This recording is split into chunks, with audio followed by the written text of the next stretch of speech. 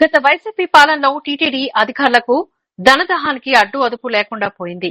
చివరికి టీటీడీ ఆధ్వర్యంలోని గోశాలలో ఉన్న గోవులకు అందించే దానాను కూడా వదిలిపెట్టకుండా అత్యంత నాసిరకమైనటువంటి దావాను గోవులకు అందించి చివరికి గోమాతల కడుపు కూడా కొట్టారు. నోరు తెరిచి చెప్పుకోలేని మూగజీవాల జీవితాలతో కూడా చెలగాటమాడుకున్నారు. ఒక పక్క కల్తీ నెయ్యితో లడ్డూ ప్రసాదం చేసి స్వామివారి భక్తుల మనోభావాన్ని దెబ్బతీశారు. ఈ విషయంపై ప్రపంచవ్యాప్తంగా భక్తులు ఆందోళన చేస్తున్నారు. చివరికి గోమాతల కడుపు కూడా కుట్టారు. ఇందుకు ప్రధాన కర్త కర్మక్రియ మాజీ కార్యనిర్వహణాధికారి జవహర్ రెడ్డి, ధర్మారెడ్డి వీరు దానం సరఫరా చేసే కాంట్రాక్ట్ తో కుమ్మక్కై నాసిరకమైన దానాను మందులను గోమాతలకు అందించలేదని అఖిలాండ వద్ద ప్రమాణం చేసే దమ్ముందా? ప్రపంచ ప్రఖ్యాతిగాంచినటువంటి హిందూ ధర్మానికి క్షేత్రం తిరుమల తిరుపతి దేవస్థానం. ఆ ఆధ్వర్యంలో గోశాలలో పశువులను కాపాడుతున్నారు. కానీ గత వైఎస్సార్ కాంగ్రెస్ పార్టీ అధికారంలో ఉండగా అప్పుడు ఎగ్జిక్యూటివ్ ఆఫీసర్ జవహర్ రెడ్డి, ధర్మారెడ్డి ఉన్నప్పుడు వాళ్లకు కావాల్సినటువంటి సొంత సామాజిక వర్గం చెందిన కాంట్రాక్టులకు దానా సరఫరా చేసినటువంటి కాంట్రాక్ట్ ని అప్పగించడం జరిగింది. కానీ వారు మూగజీవాలకు అత్యంత నాసిరకమైనటువంటి దానాను సరఫరా చేసి మూగజీవాల యొక్క ఆకలితో ఆటలాడుతున్నారు.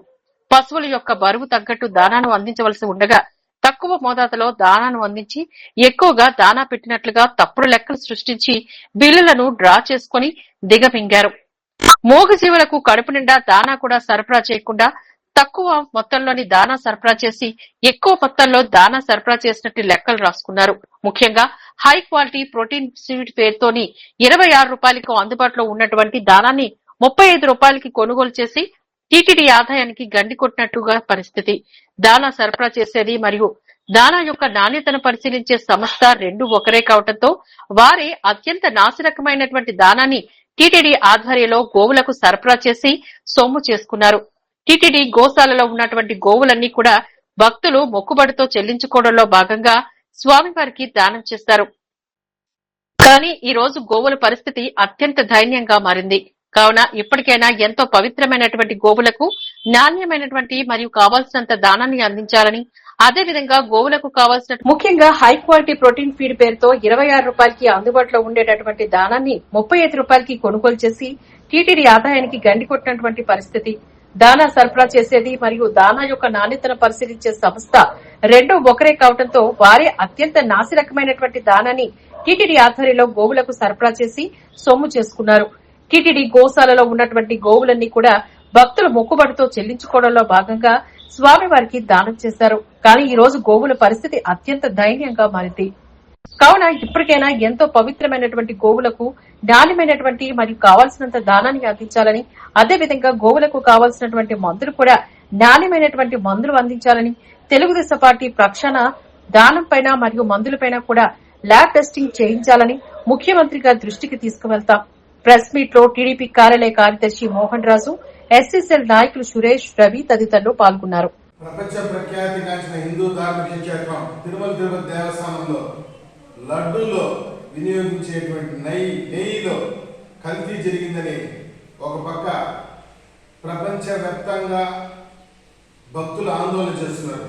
ఇది ఇలా ఉంటే టీటీడీ ఆధ్వర్యంలో ఉన్నటువంటి గోశాలలు గోవులు కేస్తున్నటువంటి దానా మరియు మందుల్లో కూడా కలుషితం జరిగింది. గత జవహర్ రెడ్డి ఎగ్జిక్యూటివ్ ఆఫీసర్గా ఉన్నప్పుడు టీటీడీ గోశాలలో గోవులకు ఇస్తున్నటువంటి దానా అత్యంత నాసిరకమైనటువంటి దానాన్ని సరఫరా చేశాడు కాంట్రాక్టరు. మూగజీవాలు కడుపు కూడా కుట్టారు. ఇది నిజము, ఇది యథార్థము.